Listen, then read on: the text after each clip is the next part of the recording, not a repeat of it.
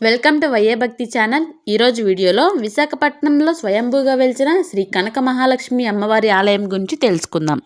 ఈ ఆలయం విశాఖపట్నంలోని పాత బస్తీలో బురుజుపేట అనే ప్రాంతంలో ఉంది. ఈ ఆలయానికి గోపురం ఉండదు, పైకప్పు ఉండదు. అమ్మవారికి ఎడమ చెయ్యి వామహస్తం కూడా ఉండదు. భక్తులు నేరుగా గుడిలోకి వెళ్ళి పూజలు చేసుకుంటారు.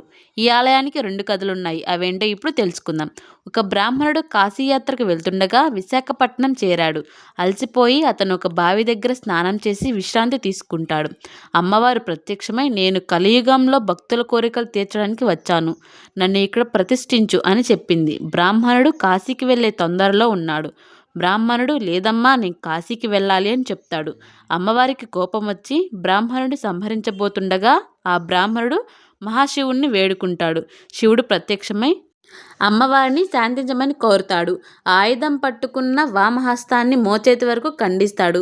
ఆ తరువాత కనక మహాలక్ష్మి అమ్మవారిగా భక్తులను అనుగ్రహించమని ఆదేశిస్తాడు. అందుకే ఇక్కడ అమ్మవారికి ఎడమ చేయి ఉండదని పురాణాలు చెబుతున్నాయి. రెండవ కథ. పూర్వం విశాఖపట్నం పరిపాలించే రాజులకు అమ్మవారు ఇలవేల్పంట.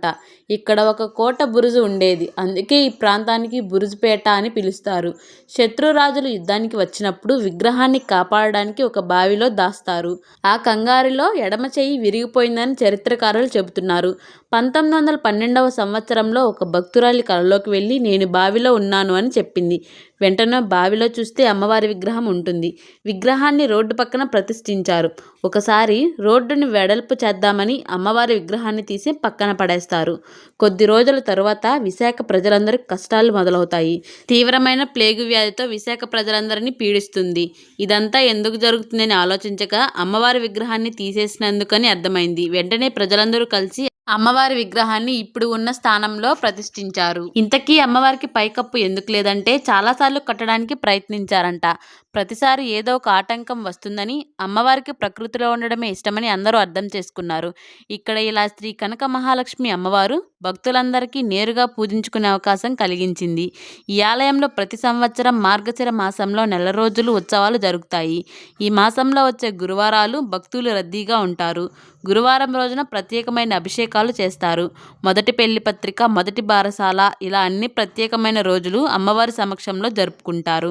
సంతానం లేనివారు, పెళ్లి కాని వారు, అనారోగ్య సమస్యలు ఉన్నవాళ్ళు పసుపు కుంకుమ అభిషేకాలు చేస్తే తప్పకుండా కోరిన కోరికలు తీరతాయని భక్తులందరూ నమ్ముతారు. ఈ ఆలయం చాలా ప్రశాంతంగా ఉంటుంది. నిత్యం అన్నదానం జరుగుతూ ఉంటుంది. మీరు కూడా ఒకసారి ఈ ఆలయాన్ని దర్శించుకోండి. కోరిన కోరికలను తీరుస్తున్న శ్రీ కనక మహాలక్ష్మి అమ్మవారి గురించి తెలుసుకున్నారు కదా. ఈ వీడియో మీకు నచ్చినట్లయితే మా వైఏ భక్తి ఛానల్ని సబ్స్క్రైబ్ చేసుకోండి. Thank you for watching.